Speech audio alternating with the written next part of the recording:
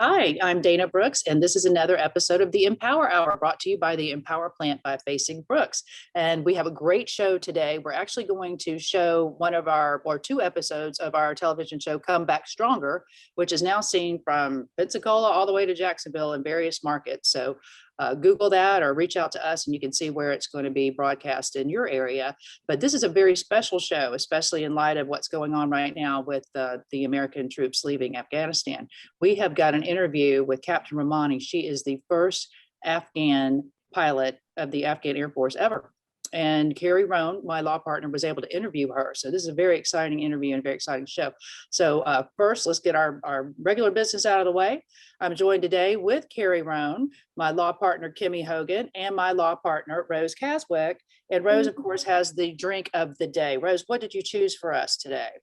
Yes, this drink, since we're talking about a female pilot, is a drink inspired by Amelia Earhart. It is blackberry, lemon, elderflower, and vodka, and it's my prettiest one I've ever made. It's lovely. I think it's lovely. It's a beautiful drink. Delicious. It's very good. Well, Kimmy, let's start with you because you interviewed Captain Rahmani. What did you think about this whole thing? What are we going to see? Carrie? Well, I mean, she's one of my favorite, she's one of my favorite guests that I've ever interviewed. I mean, Kimmy and I are very lucky to be able to interview a lot of amazing people for the Come Back Stronger show. But, to grow up in Afghanistan where you're not allowed to learn to read or write as a female, and where your family is shunned and made to feel like they're inadequate and not successful people because they birthed the female is just crazy. Yeah. So as everybody will see in the show, they had to flee the country just so the parents could teach their girls to read and write. And she just has an amazing story about her journey to becoming a pilot. And even after she was the first female pilot of the Afghan army, after the Taliban was overthrown, the challenges she had even as a pilot. Yeah. She's now on asylum here in the United States, and she and I were talking last night because she can't get a hold of her parents. She has other siblings there. They're being persecuted because of her and because of the American government's support of her. So she's desperately trying to get them out. She went on CNN and gave an interview a couple times to try to get some help and seek some help. And it's just devastating. It's heart-wrenching. But could you imagine not being allowed to learn to read and write because you're a female? And obviously you can go into slavery, you can be kidnapped, and you're made the child bride of some Taliban fighter and raped for the rest of your life. It's absolutely horrible. It's conditions that I think sometimes we just think that just can't be real. That can't be really true. Kimmy, what do you think of when you hear what's going on in the news and when you saw Captain Rahmani's interviews?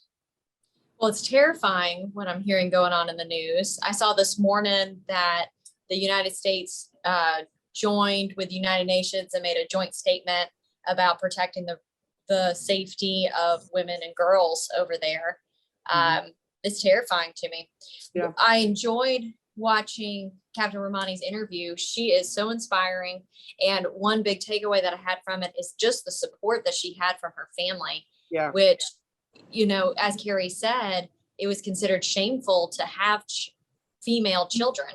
And she's one of 5 and 4 of them are girls. And she talks about just the love and support that she got from her family the whole time that allowed her to go on to be the first female pilot. So, it's an incredible. If it weren't for that, and think of what great cost it took, for her family to support her and her sisters, and especially when she decided to come out and do something as assertive and life-changing as become the first female pilot in their Air Force.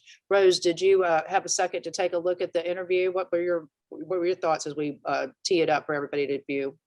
Yeah, I did. And it's just incredible to me that, we think about some of these things, restrictions on what women and girls can do as being ancient history in our lives. Like there's no limits to what we can do. But I believe Captain Rahmani is younger than I am. So we're very much talking about things that are happening in our lifetimes. And it's amazing how quickly things can change. Like she, obviously faced prosecution under the Taliban. Things got better for her to be able to join the Afghan army. And now, just at the drop of a hat, things can change and we can regress. And it's very scary. Yeah, she's had a heck of a lot packed into those first 31 years of her life. But let's take a minute now to tee it up and watch these 2 episodes, and we'll come back at the end and wrap it up with some final thoughts. Take a look.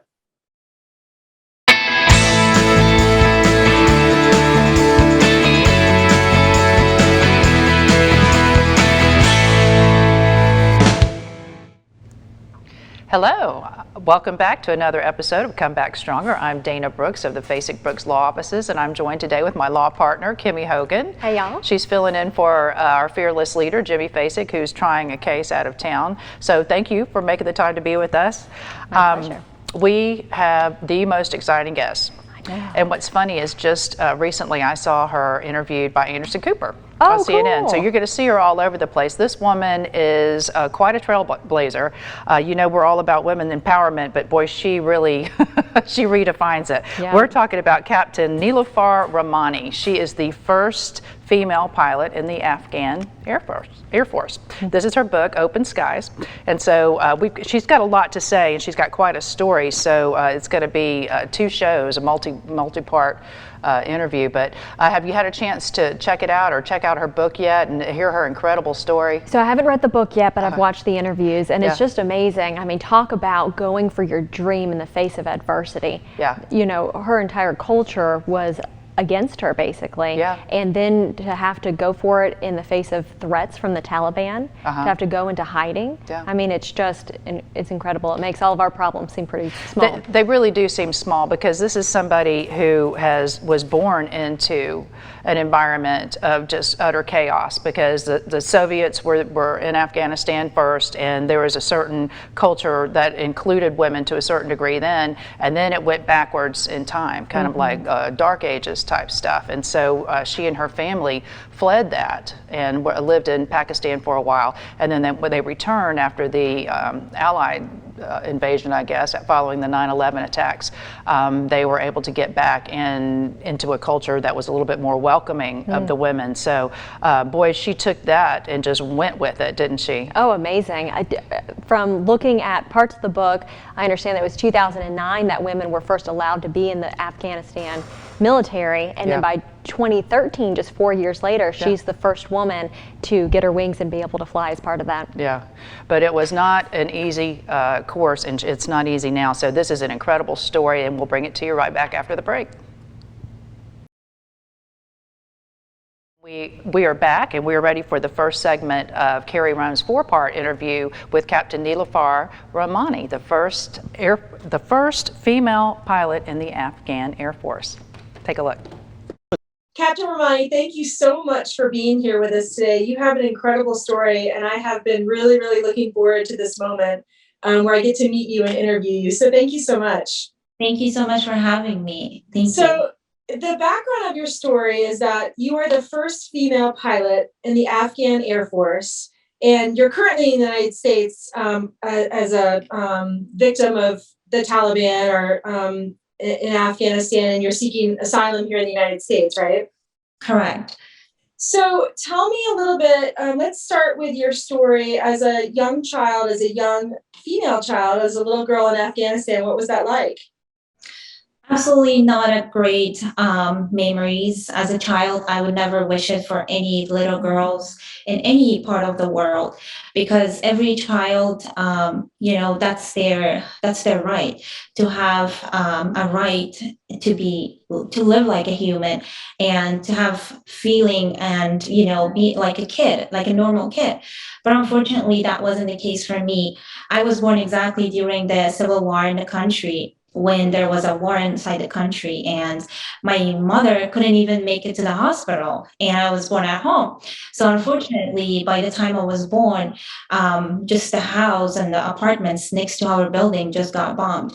Oh my God. it was a very, very difficult time for my parents and myself. And unfortunately, in Afghanistan, if a parents give a birth to a girl, it's a shame for the parents. So the parents get shamed by other extended family that they give a birth to a girl. Oh my gosh. And growing up and being a female and being treated that way, unfortunately, in Afghanistan, they treat an animal better than a woman.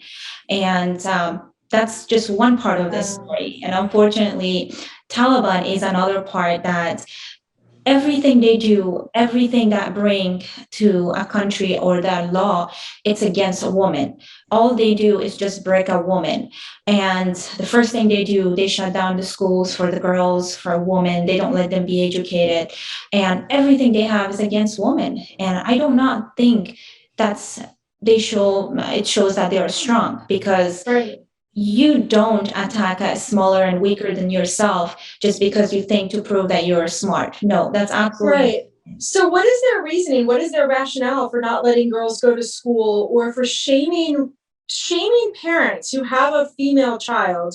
And females bring life into this world. So I can't even imagine why you would be shamed for being a girl or for having a girl. Because if it wasn't for women, life wouldn't be created, right? True. So, I mean, what is the rationale behind that? And that's still going on, isn't it? It's not like that's 30 or 40 years ago. I mean, that's present day. Absolutely. And that's what never ever made sense to me or either my family, because I grew up and we are four girls, and I have, another three sisters, and we got treated better than just one brother. And we weren't always the queens in my father's house, and we always had his support. So I never ever understood why they do that. And what really makes me upset is that they put everything that religion says it. There is nothing like that in any part of the religion that tells you that woman is limited to this and this and this. But it's unfortunately their mentality, their idea that they create, and they think if I just, like fool the uneducated people, and because everybody's gonna have my back, especially all the men's. So it's never anything that I ever would understand why your law is always against women.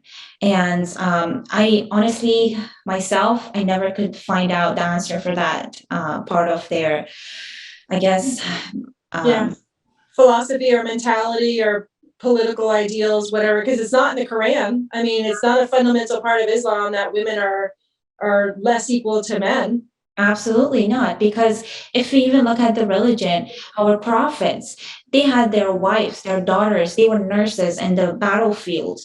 And it's just so unfortunate that they make a religion to look bad. In religion, they tell you to be a good person, do not hurt anybody. Everybody has an equal right, but that's not what they do. They just force everything on you. So as a little girl, you and your sisters were not allowed to go to school. And this is what, like early 90s, mid 90s when you were growing up there? Yes, because I was born in 1991. And unfortunately, I was 6 months old when entire my family due to civil war. And just my father with like with girls and his wife and the big family, he just wanted to keep everybody alive, because the country was a not safe place for anybody. Not only my family, thousand Afghan, they all became immigrant to either Iran, to Pakistan. That's the easy, way they could get in. But my family was one of them. Unfortunately, for a long time as a child, we lived under a refugee camp, which sometimes, I don't remember that much, but, like as I writing the book and thinking about it, and, my parents will tell me the stories, it just doesn't feel real. I feel like it's like a nightmare to even think about it. And that's why I would never wish this to any child in the world. And to just wish to have a roof on your head, and just wish to have running water or electric. That's all we could wish for. And that's one part of this story. And, just not be able to be in school and be educated. But I was so blessed to have parents that they always been on our side and supported us and taught us how to read and write. And they're my heroes. That's awesome. When did you have the dream to become a pilot? Because I know that that's been a long-standing, childhood dream. How did that form? I mean, were you in the refugee camp and you saw a plane, or did you know a pilot? How did that come about? That's actually so many reasons behind it. It's so different. Like most of the people, like I have so much friends that I ask them, like, what made you to just dream of, just that's what you want to do. This is your dream. And they just have one answer. They fall in love with airplane and they wanted to do it. But I guess for me, it has been so many different reasons behind it. As a child, I grew up and I was like only, 3, 4, 5, 6 years old under so much violence. And I saw how bad women get treated, how families and my parents got ashamed just because they brought a woman to this world. And looking all those, like all those threat against women, and they treat a woman less than animals. They force women to do everything. They don't see a woman in a society. They think woman has to be just do housework and give a birth. That's all they see a woman to do. And this is something not me or my family is ever been agreed to. And also, we all know how the Taliban treated a woman. They took education, everything from a woman. So all these combined together, it just sparked something in my mind and my heart. And I was like, nope, I have to do something.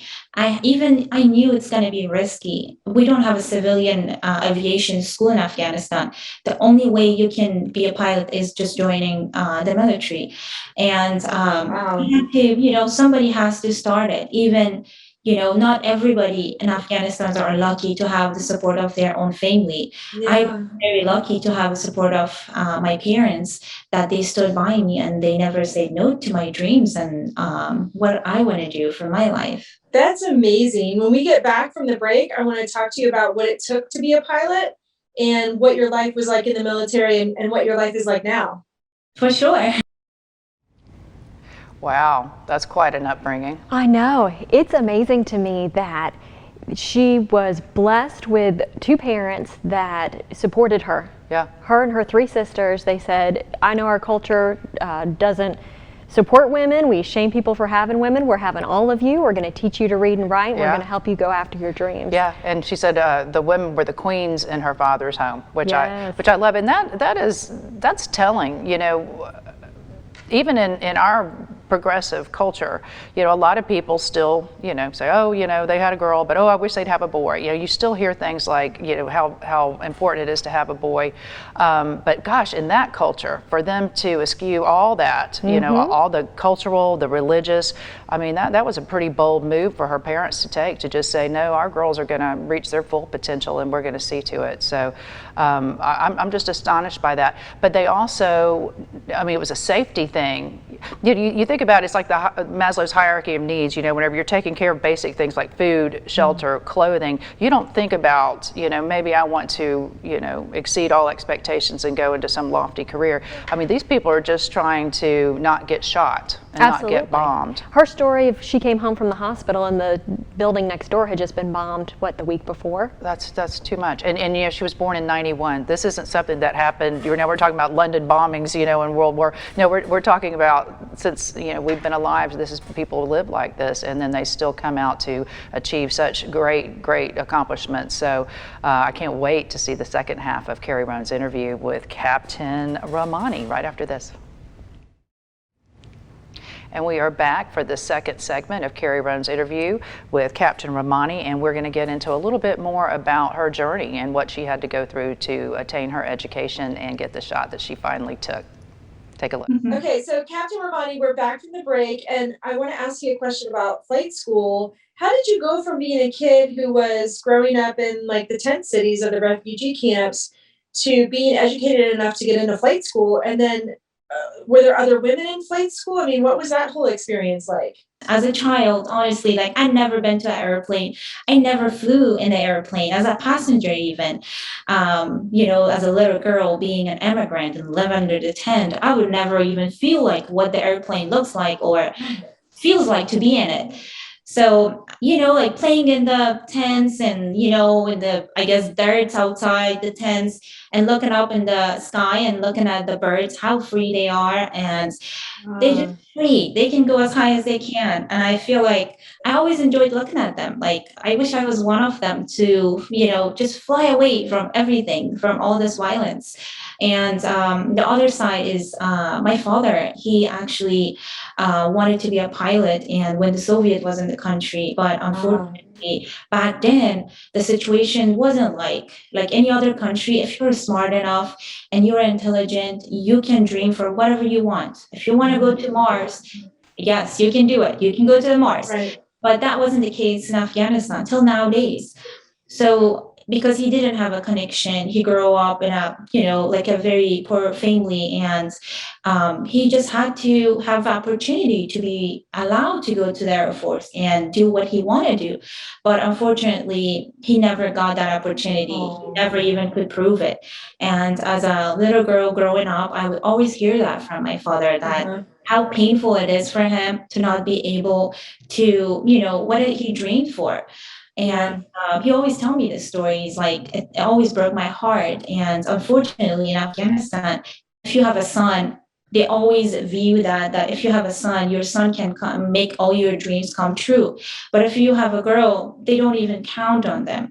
And I guess the other reason, I always wanted to, I guess, be a son for my father, which being honest, I would never want to be, a man for sure. But I mean, it's just like giving him the feeling of, I can be your son, I can make everything happen for you. Yeah, I mean, your dad showed you so much love by always treating you as an equal and as a human being and teaching you to read and write when nobody else would. You're treating him, you're showing him that same amount of love back by being the person that can fulfill his dreams, which I think is so cool. This is definitely a long story, but we came back to Afghanistan during even the Taliban was in the country, because Pakistan was no place for us to live there anymore, because that was our homeland. No matter what, my parents were really wishing and hoping to get back to their country, even if they can send their only one son to school. We came back, and as I mentioned, I am so always thankful for the presence of the U.S., United States, in Afghanistan, because since 2001, the U.S. invaded Afghanistan. It has been a big, opportunities for women. They brought so much lights in a woman's life in Afghanistan. And as soon as they came in, they reopened the schools for women. They wanted a woman to be part of the society. They wanted a woman to be part of each military brand. And they wanted them to be in Congress. They wanted them to be educated, to go to Absolutely. And I was blessed enough to be, to given this opportunity. And I went to school, and all these times that I was a child and growing up, when my mother taught us how to read and write, so we were basically on the level of passing those grades by just taking a general exam, and awesome. be able to, just go on a grade that our age was qualifying us. And just finishing the schools and stuff, like as the U.S. wanted the woman to be part of the military. One day I heard in the news that they are hiring women in the military. If they want to go Army, Air Force, they want to be a pilot. And till nowadays, and I can't express that feeling, like how happy and joyful that moment was for me, because I always thought about it. I was like, how am I supposed to do this? Because we don't have a civilian school, and the only way you could be a pilot is through the military. And by support of my family, again, I was able to go and just not see the risk and just go and pursue my dreams. And I applied I just enlisted to the Air Force, and just finishing my officer training and going through the academy. And then I had to go through so much qualification before I even get selected to be a pilot and go to pilot training. And of course, that was another part of big, barrier on my end, because none of them wanted me to be there. They would just look at me like, you don't have a parents, you don't have a brother to support you, that you are here. And I would just look at them, even the generals. If you're so ashamed of the uniform that you are wearing, why do you have to tell me that it's something shameful, that if I wear a uniform it's bad? But most So even the generals in the Afghan Air Force, even after all this, were still telling you that you were shaming their uniform? um, And I think I read somewhere too where the doctors were saying that you weren't medically qualified to be a pilot just because you're a woman. Absolutely. And I knew I was absolutely healthy. And because that's a big part of your pilot training. Before even you start the pilot training, you have to be physically fit, medically. And of course, he was the chief of the doctors. And the only way he could disqualify me and just make me quit is just to tell me I am disqualified and I have a heart problem and I cannot be a pilot. And there has But been you never quit, right? I didn't mean to interrupt you, but you never quit. You never let them get you down. absolutely not. And I proved them wrong. And at the end, I was a healthy person. That's awesome. But there has been like so much barriers, like with the uniform. I didn't even have a place to change. I didn't have a bathroom to go to. I was afraid to even go to the bathrooms because there was no bathroom for women in the Air Force. And it was so much difficulties, and especially, you're not doing something wrong. Until nowadays, I don't think I have done something wrong. All I had to go through just to, sacrifices, struggles that I had to go through is just because I wanted to serve my country. Yeah. I don't see that's fair because that's how they made me feel. All I wanted to do is serve my country, do something for the women and girls in the country. But again, because it's so men-dominated country, they just break a woman as soon as they raise their voice and wanted to do something. Well, and no, you have not done anything wrong by being a woman, by being born a woman, by being a pilot for your country, and by being in the military for your country. You've never done anything wrong. So when we come back from the break, I want to talk a little bit about your experience after you became successful as a pilot in the Afghan military, the Afghan Air Force, and what the Taliban did to you and your family after that led you to come to the States. Absolutely. Wow, that's good stuff. I don't know where they found the fortitude. I don't know where. I mean, when there's that little encouragement, you don't even have a bathroom. You're so resilient. Yeah. She could have quit so Yeah. many different times and just kept moving forward. Yeah. Moving forward. I know. I can't wait to come back after the break and wrap up this first show with Captain Rahmani. And we are back. What an exciting interview. And you can see now why we couldn't just get this in one show. Oh, absolutely. There's so much to say. For someone who's only been alive 30 years, boy, she's crammed a lot into those 30 years. I mean, I just, every time I hear something about, how corrupt it is over there, we like to, whine about thinking, we've got corruption in our country. But I mean, the kind of corruption she's talking about is people telling you you have a heart problem that you do not have, just to keep women, just to keep them out of an ability to contribute and make decisions. And she's quite a decisive leader. I mean, she didn't just get into flight school, and she wasn't just the first woman pilot. She performed exceptionally. I mean, she took the first solo flight in her class, and that's against all these males. So I don't understand really what makes somebody keep getting up and pushing through that sort of adversity, because it does feel beyond institutionalized. It's their culture. It's in everybody, and I don't know what she would have done without the support of her family. Oh, I know. It sounds like her father really was a central part of her story, and that it was part of his dream and he couldn't achieve it. And so she felt like, I want to make him proud. I want to help him achieve his dream. I also want to be like the birds. Yeah. Right? I love that. Yeah. And then I also want to do what I can to help change my society. Yeah. That's a bit. I mean, she didn't have to do that. I mean, that you're putting a big target on your back whenever you decide to be a leader in that regard. But again, it's perspective. What she was facing, and what I think sometimes we face as trying to be women leaders and women in a male-dominated profession, trial lawyers.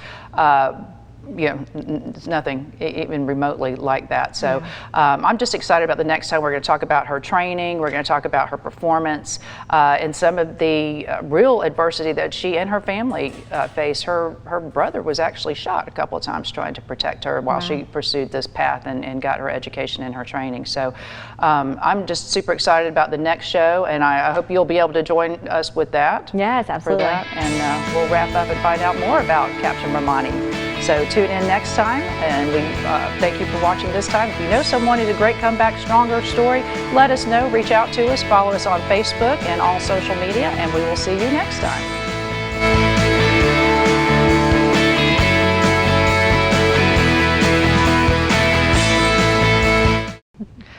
Hello, and welcome back to another episode of Comeback Stronger. I'm Dana Brooks with the Facing Brook Law Offices, and I am here with my law partner, Kimmy Hogan. Hey. Welcome back. She's filling in for Jimmy Facing this week while he is trying a case out of town.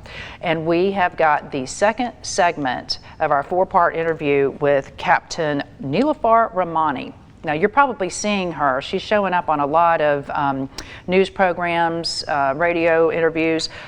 She's got an incredible story. Yes. And last week we had the section that kind of leads up to her becoming the first female pilot in the Afghan Air Force.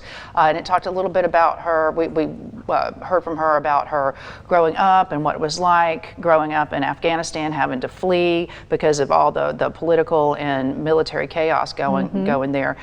What did you think about her story? Oh, I what you've loved heard it. so far? She's so strong, and it's just amazing what she's been able to do in the face of such adversity. You know, she talked a lot about how in her society and her culture at the time when she was growing up, it was shameful to have a girl. Yeah, it brought shame on your family. It brought shame on your family. You weren't, girls weren't able to go to school. She is one of 5 children. There's 4 sisters and 1 brother, and her parents really encouraged the daughters and taught them how to read and write and said, you know, go for your dreams, we support you. And that ended up being a real motivating factor for her in going to become a pilot. Yeah, and you know, whenever she was young, she was born during the Civil War in her country, and a lot of unrest in her country, and they had to flee. And this is a woman who was taught to read by her own mother, you know, in a tent. Not in a school by certified teachers like we're so accustomed to, but it does show you one thing, doesn't it? The power of education. You know, the first thing people want to do when they want to control you is to take away your ability to learn. They take away your education, and so many times that's done to women and girls, but she wasn't having it, her parents weren't having it, and boy did she go on to reach her dream. So when we come back, it'll be actually the third segment in a 4-part interview of Carrie Roan with Captain Rahmani right after this. And we are back for our third section of our interview, Carrie Roan's interview with Captain Niloofar Rahmani. All right, Captain, so we're back from the break, and I'm interested to know, after you went through all these hurdles, after you became a captain in the Air Force, and you went through everything to fly, and you were actually flying, you were still persecuted by the Taliban. What was that like, and what were they doing to you and your family? Unfortunately, when my face became so public, because all I wanted to do and the US wanted to do is encourage more women and little girls to just choose what they want to do for their life, because we just live once and we want to use it in a good way, not waste it. Because once we are older and we just want to look back and be proud of what we have done in life, and we haven't wasted our life. And because, you know, like they were so supportive, and they always stood by me, you know, they just wanted to encourage little girls and the women and show for the society to all the world to view Afghanistan differently, because everybody knows Afghanistan is a war zone place and they don't know what's really happening. So the US and, you know, they all wanted to, by me going to the media with the uniform, encouraging lots of little girls to, you know, have some type of inspiration for everybody. Absolutely. That turned out to be a negative against me. And most of the people, they abused it. They took out photos, and they, you know, we all know how social media works. And basically, it separated all over the country that I was not even able to leave my home.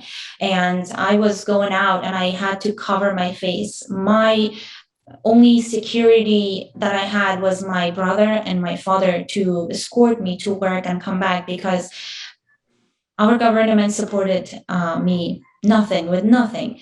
And basically, they always told me it's my choice and I can leave right now because they cannot protect me. And unfortunately, the Taliban, of course, if you're a woman, you are the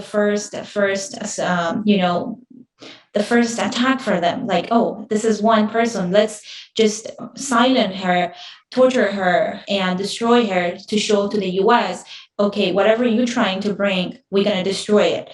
Yeah. And fortunately, some of the local people, the way that they would put the pictures, they would make me look like she's not a good Muslim. She works with America. She needs to be, like this, dishonored our culture, dishonored our religion, and she needs to be punished. She needs to be tortured. And I'm just looking through all this social media, and I'm like, it's all lies. All I do is serving my country, and I'm bringing, I'm just serving my country. But unfortunately, they didn't see it that way. And the threat for me and my family started to get very serious at the time that it breaks my heart to even talk about it. That my only brother got shot twice, Oh my and gosh. thank God he I didn't know survived. that. And it has been, so much, they tried to destroy me as much as they could, but Well, and let me just make something clear too. The pictures of you in the media are in your flight suit and in your uniform. They're not pictures of you on Sports Illustrated swimsuit issue or doing things which could ever be characterized as anything other than acting as a pilot for the Afghan Air Force. And they took those pictures and took those to mean that you were still going against Islam, religion, culture, the country. I mean, that's just unbelievable. in 2013, like in aviation, we have a costume. When you fly just yourself and you go solo, you have to be thrown in a tank of water or pool. Yeah. And, me being the only female and fly solo and successfully get it done and come back, of course, the entire Air Force wanted to make this custom and tradition happen. So there was two female, one American female and another British female. When you're in the uniform, especially, most of the American women, they're beautiful, they're tall, and they have a hat and they tie their hair. Nobody would ever think those were women, especially, when you're in the uniform.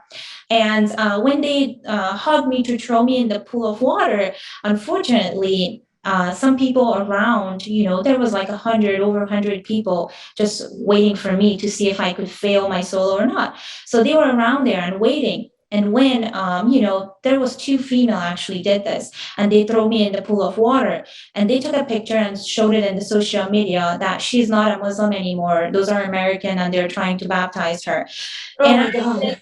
I just look at all these people and I'm like, what is, like, no human being do this to another human being. Yeah. And it's just unfortunate. They could And find a way. And so your brother got shot twice. Do you know who shot him? Unfortunately, in Afghanistan, when something happens, it happens, and nobody even tries to find the person did it, and nobody really wants to go after it. And that happened twice, not only one time, because there was a time in my life and career that I couldn't even go to fly, even sometimes more than 30 days. And, we have a currency that I had to fly in the Air Force. If it was more than 30 days, I had to go, over more trainings just because I passed my 30 days limit. And that was the case for me because we were sometimes relocating from our home twice a month, sometimes 3 times a month, just because for me, it's not only Taliban, it wasn't only the local people, my own extended family were thinking I dishonored them and I deserve to be honor killed just because I put them down just by did what I did. And it's just not one side. There's so many, people behind it that which one we could run away, and we were all alone. Just my father and us just protecting each other. And, there's a point that I would think everybody would tell me, please, it's enough. We are done. But unfortunately, with everything happened in our life, my dad and my family, nobody even told me it's enough. You have to just stop it before, something serious happened. Even at the time that I thought I'm gonna give up after what happened to my brother, they were the one told me, if I give up, this is not my home. I cannot come back to this home.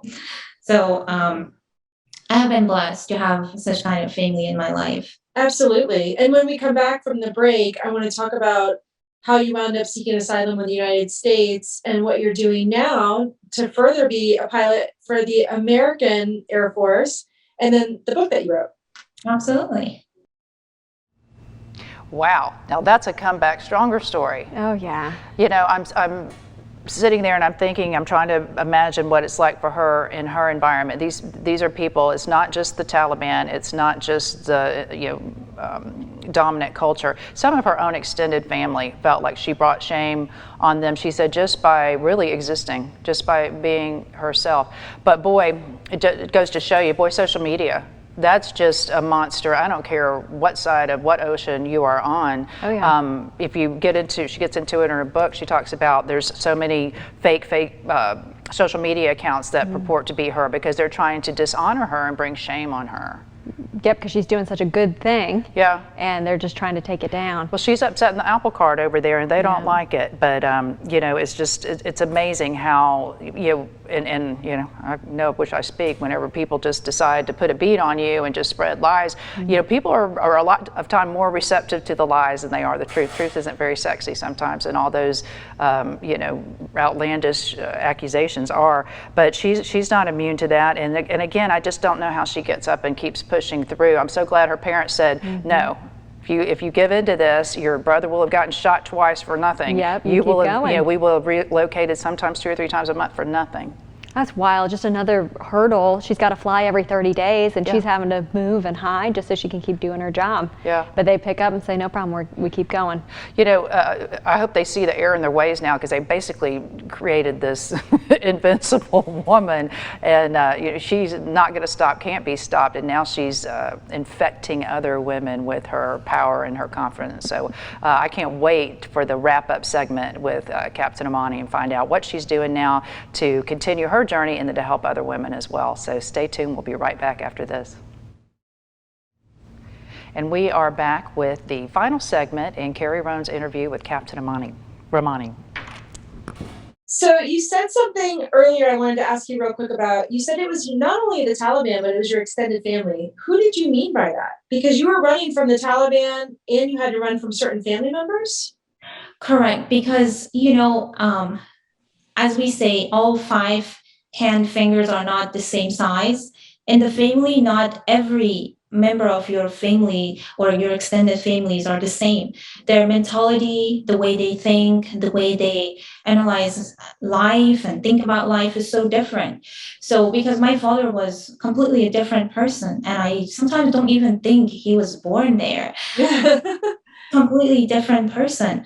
And because the way he let me do, which most of the Afghan parents wouldn't let their daughter do, I don't want to specifically mention who they were, but they were some of our extended family that they knew everything about our life, every little secrets. They knew about where we live, where our home is, what we do, what my parents do, where's our schools, where's my brother, my sisters. So it was hard to hide from your own family because they were thinking that I dishonored them by, breaking against my religion, my culture. And in Afghanistan, they believe in something called honor kill, which means if they couldn't catch me and kill me, they can go to any member of my family, even if it is a 1-year-old child. And if they kill that person and that little child, that's their honor is complete. And unfortunately, that's what most of the people believed. And which is very upsetting, that why even sometimes it doesn't work as much as we try to explain to them, tell them what the reality is. All they believe is what they see and what they think. Right. And so as I understand it, I think they threatened at one point to kill your parents. And is that when you decided to seek asylum? And I think you and one of your sisters moved here, right? Unfortunately, as I mentioned, the U.S. and U.S. Embassy in Kabul in Afghanistan, they were all aware of my situation, that I can barely come to work, I can barely fly, and they knew I had zero support from government. Either I would get killed or I stay at home and try to hide. And there was a point in my life that the security was so bad that they found where we live, and we had to leave and go to India. We stayed in India, and just as a tourist visa, and just wanted them to feel that I left Air Force. I'm not in Air Force anymore. If they could leave us alone. And even after 3 months, I came back to the country. I was hoping things is gonna change. They think I left, but that wasn't the case. I saw government against me, that I left the Air Force without letting them know where I am, just because it was hard for me to trust who I could tell where I am after all those threats me and my family were receiving. And luckily, the U.S. Was aware of all this situation, and even the U.S. Embassy reached out to our First Lady that seek her help. And unfortunately, I never heard from them. I never even got a single text or email that what we can do for you. And I was very disappointed, like very disappointed, because providing a security for one person is nothing, nothing at all. But if you just don't care, of course, it's a big deal. And things got very serious. And luckily, I got a scholarship to, leave Afghanistan, come to the US and fly C-130s and go through training. And that was another part of the story, that they didn't want me to be part of this training, because they preferred a man to be one of the student among, this scholarship. And they would have not let me, they didn't sign my paperwork to go to this training, because they wanted to give this a spot for a man. And luckily, with the support of US, I got this scholarship, and I was able to attend the training. And it took 1.5 years to go through the training, and I graduated. I got my rating, and then all this 1.5 years, I was unaware of what's happening to my family. My family were struggling back home with the extended family, with the people that I wish that was the case, that I just left and it would be the end of this story. Right, But it'd be over, yeah. as I mentioned, that was something they believed as an honor count. And the first time in entire my life, I would hear my dad with his voice, that I'm so excited to tell him, I'm coming home to see you guys after 1.5 years. And he would tell us that they are leaving. There's no place for me to come back. And that was the worst thing, anybody could hear, because all I had is my parents and nobody else I had back home. I would go to the, just hand myself to the people that were just waiting for me to come back to kill me. And it was a hard decision for me to make. And for a long time, I was very depressed, actually, thinking about it, that how easy,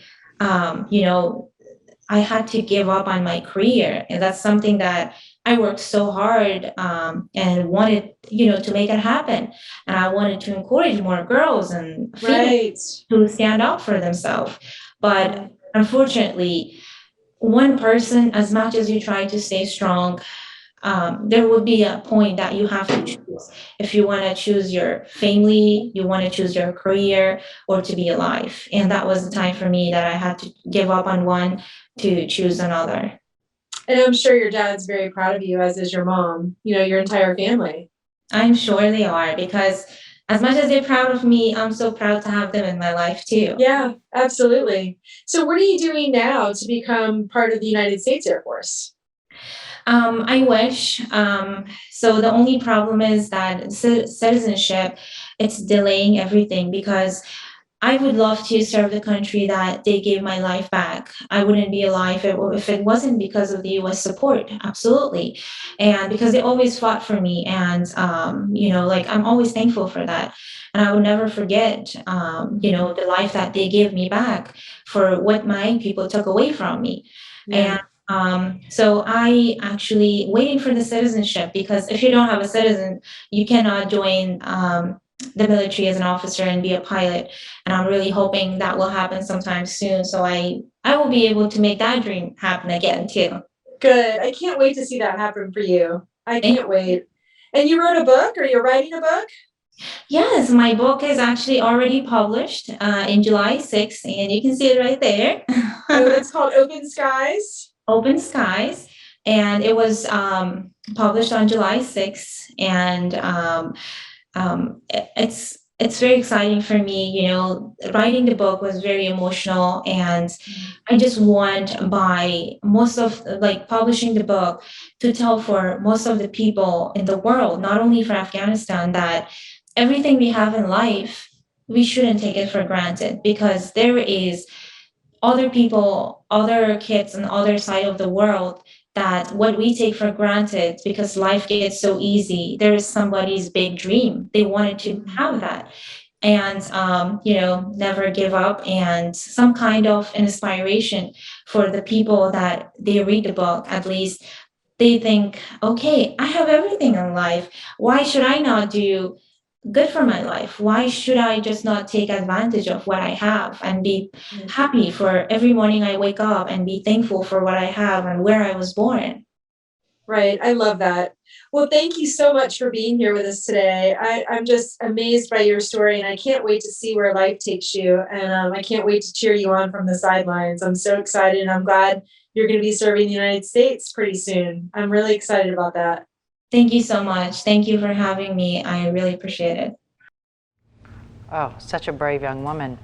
I think this came up in there, but she applied for and was granted asylum in 2018, and that's what allowed her to come to the United States. But like she said, she thought just leaving, it would take care of all those problems, but no, there's still a thirst for blood in her country to pay her back for all, the rabble rousing she's done to their women. That's terrifying how she talked about honor killings and how to satisfy honor, anybody in her family could be killed. Including a child. Including a child, and it's her extended family that is coming after them some too. Yeah. She needed to be, what they say, dishonored or something. And it was so demoralizing what she must have gone through, because they're stripping everything from her. They're stripping her culture. They tried to say she wasn't a good Muslim, and that she was baptized when they put her in the water. And just a little bit of truth that someone who wants to do bad can turn into all kinds of horrible accusations. So she was forced out of her homeland.